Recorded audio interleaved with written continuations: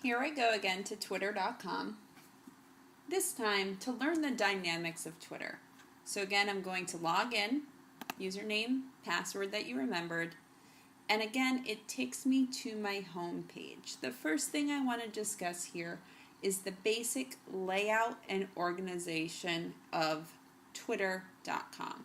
So when I log in, like I said, I'm going to see my start page. This is what comes up differently for each individual every time they log in to Twitter. So it starts with an overview of my profile on my home page. What my home page has is a collection of all the tweets of the people I am following. So if I scroll down, I see tweets by the individual. This is the news. This is my self-designed news feed on Twitter. How it works is the Guardian Twitter account has the profile picture like we do, the username or Twitter handle like we do, a short under 140 character sentence about what it is that they are tweeting, a link to an article, and in this case, a photograph of what it is that they're tweeting about. All of these are available to use when you tweet. You don't have to use all of them, but you can use the different media and content within one tweet. So again, this is my news feed. This is what's happening right now. In those 30 seconds, there are 19 new tweets in my feed about what is happening. Twitter name, icon, Twitter handle, under 140 characters about what is happening, and a link to an article, and then a mention of where the article came from. Where did they find this on Twitter? Just a different display, and this was retweeted by this profile, Burlington Free Press, which is why it's mentioned down here. Basic design, basic layout of what your news feed looks like. Your news feed again is under your home page. The next part are notifications. This is when people include you in a tweet. So my notifications are from everyone, and they include things like new followers, times my tweets have been retweeted, mentions of me in others' tweets, when people have favorited a tweet that I've put out. And again, if you remember, this was in your setup. What on your website do you want to get notifications about? And those notifications extend for a review of the entire time that you've had Twitter. So I could go and see what happened 12 minutes ago, or what happened, for lack of better terminology, 12 days ago. Okay, so again, the notifications sort of stay, store, and archive. What has happened? What's the activity, if you will, on your Twitter? And then finally, messages. This is when someone's speaking directly to me or I'm speaking to someone. This just allows you to mark all your messages as read if you get a lot of personal and direct messages, and this allows you to create a new message to somebody. As far as the layout is concerned, my icon allows me to go to my own profile, allows me to go to my settings, and also allows me to go to my help. Not going to get into what lists means. It's really more advanced, and this is basic Twitter. And then I can compose a tweet. There are two different ways to compose a tweet, so I don't want to confuse you. When you're on your home page, you can start right here as to what is happening, and you can type right into this box. You can also come up here to tweets, and it will give you just a compose new tweet box. It's really up to you. It doesn't matter which way you tweet. Both are going to allow you to share no one is more limited than the other. It's really what you're more comfortable with. I like to go up to compose a new tweet because the activity that's behind me when I'm in what's happening right now, I feel like it's just sort of clogged by my news feed. So I like to come up here to new tweet because it just allows me to focus on tweeting. And the designing a tweet can be a problem in itself. So in Appendix A, it will speak a little bit about how to craft a tweet. A tweet has to be under 140 characters. If you're linking, the address that you link to needs to be shortened to under 20 characters as well. And it takes up characters when you add a photo, and then you can add a location, which doesn't take up any characters. So with all of this information, you have to decide what you're going to say in 140 characters or less. Also, if you want someone to read this that you know, or you want to mention it because it's something they'll be interested in, you have to tag their Twitter handle, which is their Twitter name, which also takes up Twitter characters.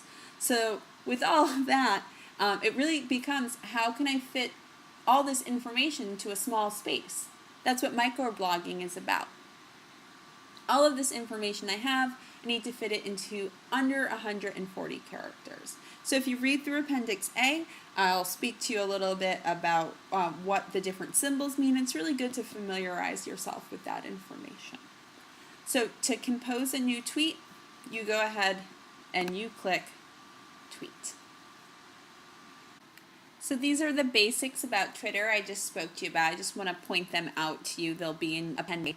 But just remember that your tweets are under 140 characters and your links are 20 characters or shorter, and you can use a URL shortener, and I provided 2 of those for you. We also talk about the Twitter basics as far as vocabulary is concerned. This is also in your appendix. What it means to tweet, what it means to another user, etc. This is all language that I'll be using, so it's good to know that you have your appendix to look to remember what that information means.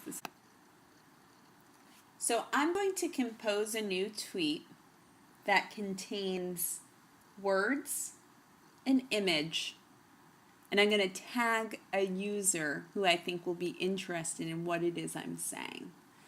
Or what we sometimes say, I'm going to mention them. I'm going to let them know that this tweet is out there and I think they could be interested in what it's saying.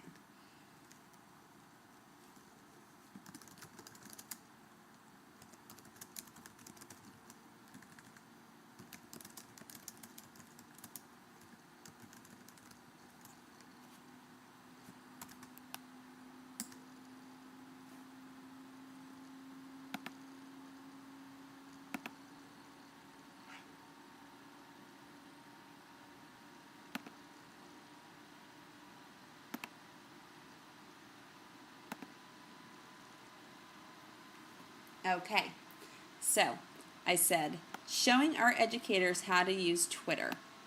I tagged Jeff Beaudry with his Twitter handle. What you notice when I tag is I use the @ symbol, like it says in your appendix, and then I start typing their Twitter handle or their name. So I start with a B for Beaudry, and then once it's in blue or once it's been highlighted, that means that the person's been tagged. Then I went down to add a photo.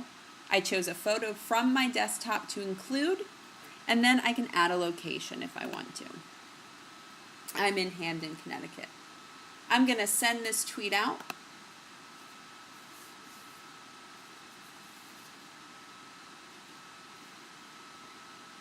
And there you go. My tweet has been posted.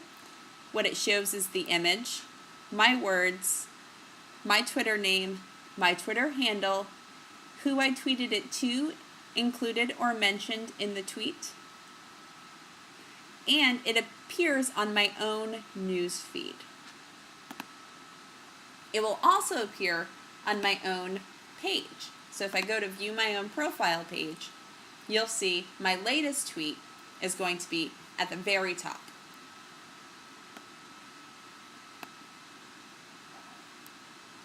Just to get those dynamics down.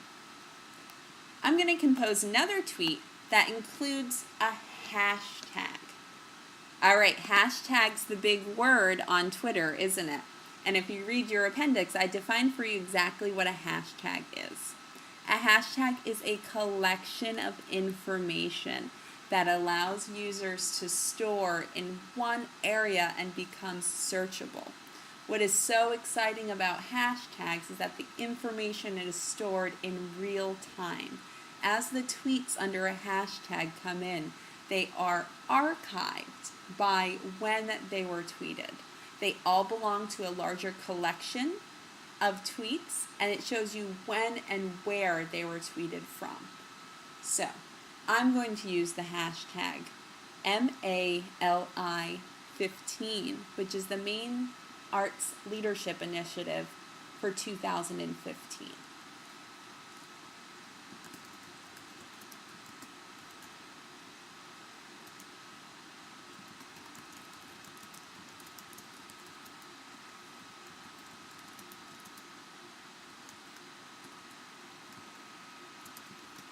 Maine Arts Leadership Initiative 15 is my hashtag. And again, like when you tag or mention someone, when it turns blue, you know you've created the hashtag.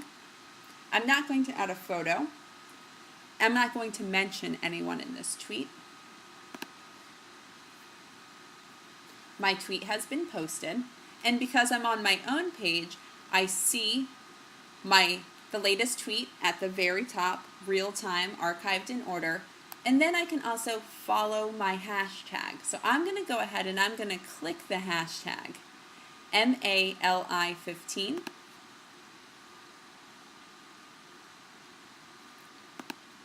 And this is going to show me everything that's stored in that hashtag. The organization of this hashtag is by top tweets. So the tweets that have the most activity, most favorite, most viewed, most times retweeted, those are going to appear in your top. If you want to see everything that's happening in real time, you go over to live. Here I am in the live hashtag.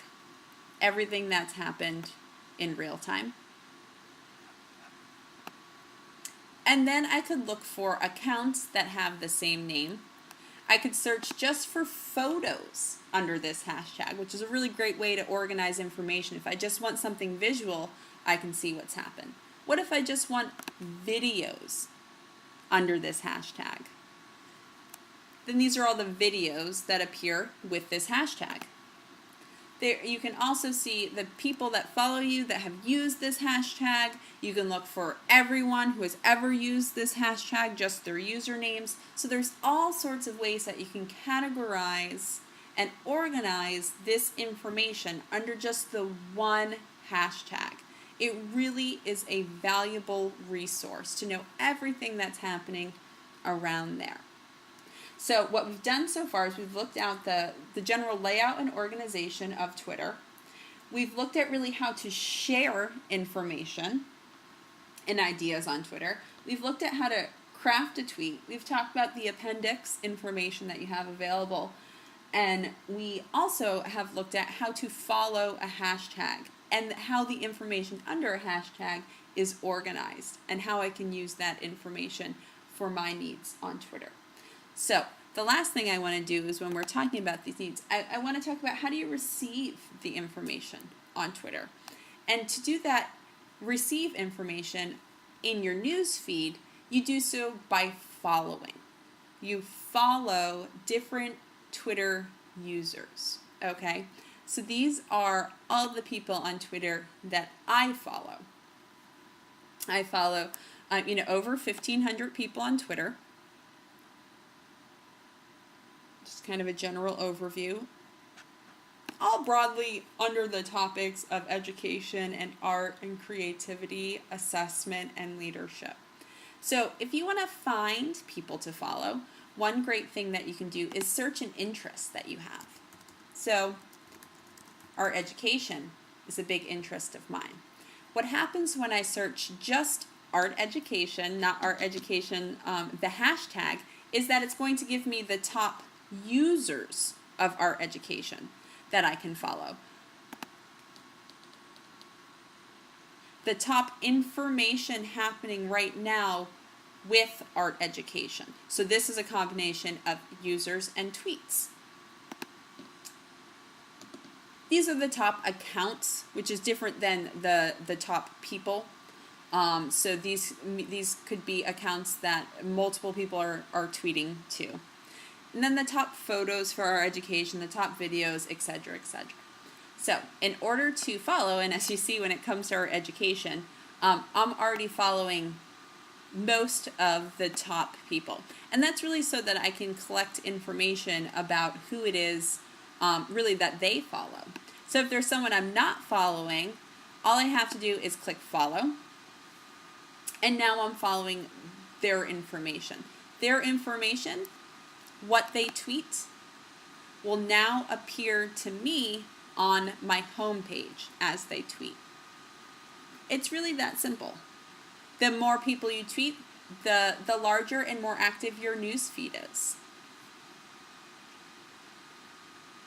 You're often given suggestions about who to follow based on people that you already follow. So these are shared or collected interests. Because over 5 people, let's say that I follow the Joyce Foundation, it is suggested to me that I follow the Joyce Foundation. They have a lot of information that I might be interested in. So if I wanted to follow them, I would just click follow. Now I'm following the Joyce Foundation. And it tells me I just started following the Joyce Foundation. And that happens right in my newsfeed. That's how that's organized. That's how that happens. If you want to see who you're following, you go to follow. If you also want to see who's following you, because anybody can, you can go to followers. And this will tell me the people that are following me.